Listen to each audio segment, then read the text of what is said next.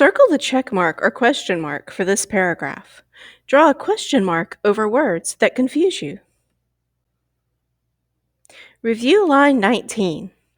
Underline the prepositional phrase that tells when ballroom music was popular. Circle the preposition. Underline the prepositional phrase that tells where plantation dances were held. Circle the preposition.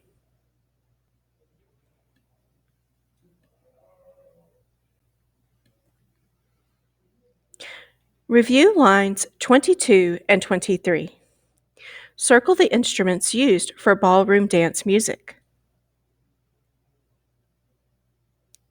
Underline and number the fourth type of music that influenced jazz. Draw arrows from this to the two types of music that combined to make it.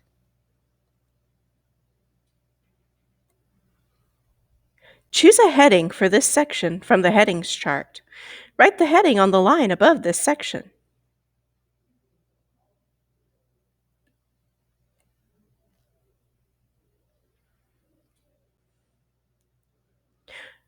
Now you're going to read the next paragraph.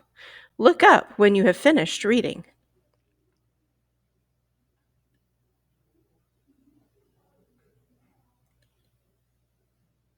Circle the check mark or question mark for this paragraph. Draw a question mark over words that confuse you.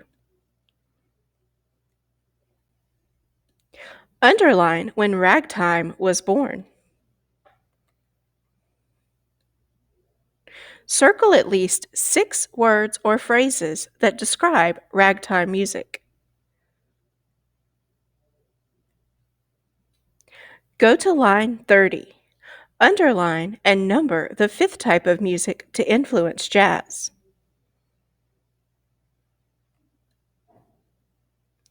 Choose a heading for this section from the headings chart. Write the heading on the line above this section.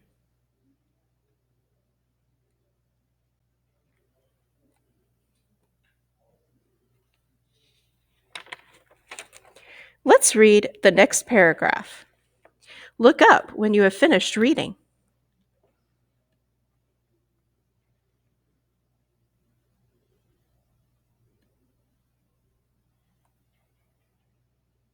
Circle the check mark or question mark for this paragraph.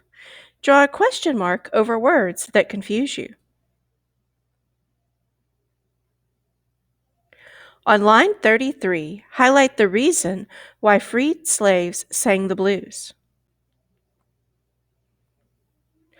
On the same line, mark the synonym for blue. Underline one prepositional phrase and one transition word that tells when people played the blues.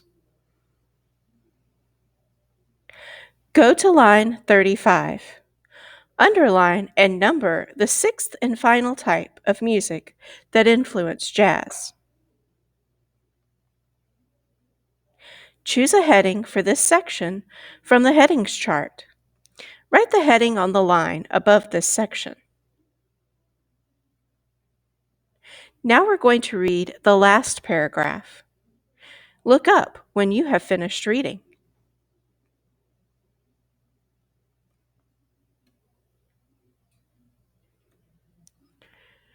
Circle the check mark or question mark for this paragraph. Draw a question mark over words that confuse you.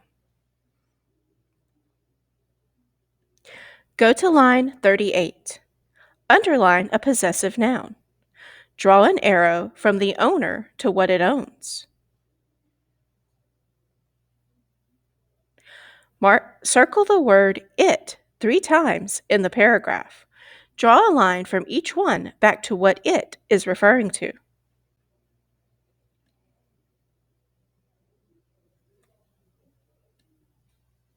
Highlight the 4 things that made New Orleans a musical city.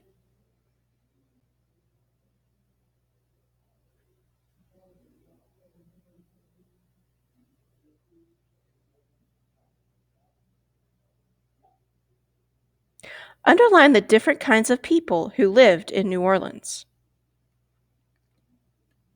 Review line 39.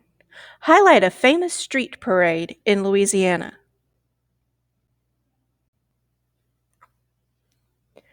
Go to line 42. Find a possessive noun. Draw an arrow from the owner to what it owns. Go to the last sentence. Highlight who created jazz.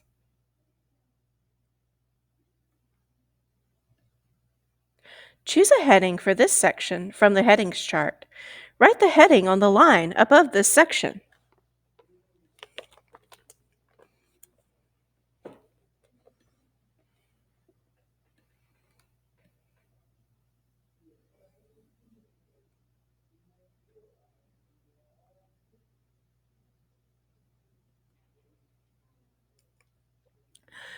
These simple sentences have a subject and a predicate. They answer the questions who did it and what did they do.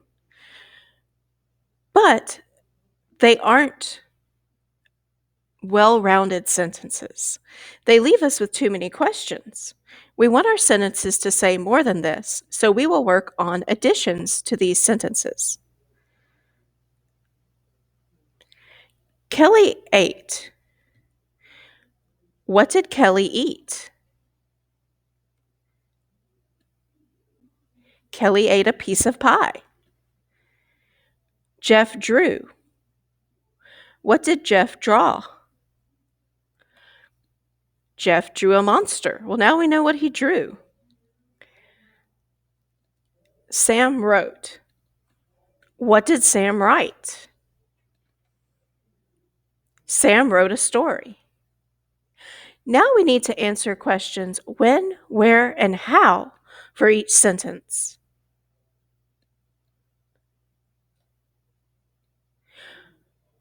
When did Kelly eat a piece of pie? She ate a piece of pie on Tuesday. Where did Kelly eat a piece of pie? Kelly ate a piece of pie in the cafeteria. How did Kelly eat the piece of pie? Kelly ate a piece of pie reluctantly. Now we're going to put it all together. On Tuesday, Kelly reluctantly ate a piece of pie in the cafeteria. What about Jeff's sentence? Remember, that was Jeff drew a monster. So when did Jeff draw the monster? Jeff drew a monster during the storm. Where did Jeff draw the monster? Jeff drew the monster on a page. How did Jeff draw the monster? Jeff drew a monster frightfully. So now let's put it all together into a sentence. Frightfully, Jeff drew a monster on the page during the storm.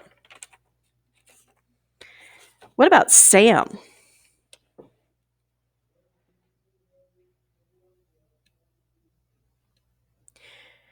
When did Sam write the story? Sam wrote a story when he was a child. Where did Sam write a story? Sam wrote a story in his journal. How did Sam write a story? Sam wrote a story happily. Let's put this all together into a sentence.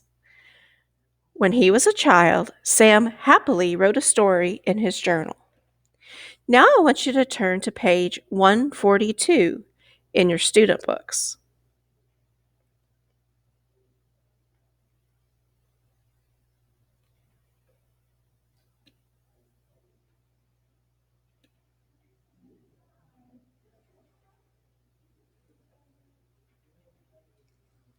Look at the picture and develop a sentence that contains a predicate, a subject, a predicate, and an adverbial phrase.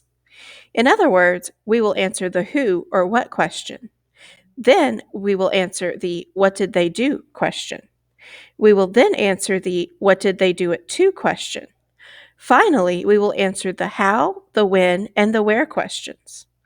Once we have all our answers, we will move the painters until we find the word order we like the best. Fill in the blanks as we work through the stages and make sure your final version has the correct punctuation. So what are we going to put for who or what did it, looking at that picture? I like the musician. What did they do? They played. Now we're going to come up with some adverbial phrases that go along with played. When did they play? Where did they play?